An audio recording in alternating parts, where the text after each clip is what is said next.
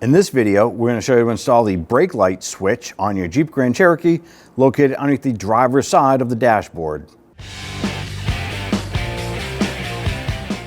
Now right up here, this white box is the unit that we need to get to. And it should be a twist lock design. What we're going to do is rotate it, and it'll pop out.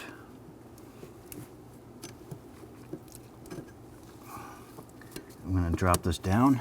We need to remove the harness on the back side here.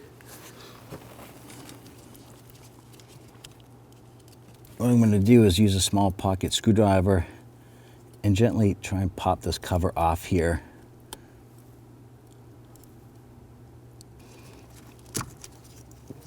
Here we go. We just pop the connector out. Go ahead and take your connector, line this up. And that's it. Just use your thumbs and press it into place, lock it in.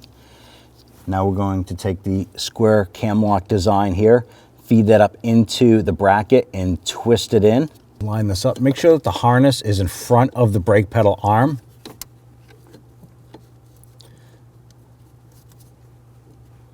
We've got to line that up. I'm going to depress the brake pedal a little bit. Get this block in there and twist it clockwise. You can see that this is locked in. Now I can release the brake pedal. We're going to see that it just pushed our switch in and is recessed, and the block is set into place. Now I'm just going to go ahead and actuate the brake pedal. You can see the switch separating there, coming back up. You also want to have someone behind the vehicle go ahead and checking those brake lights and making sure the operation is lighting and shutting off as you apply that brake pedal. At that point there, you're all set. When only the best will do, demand TRQ. The only company that lets you view before you do.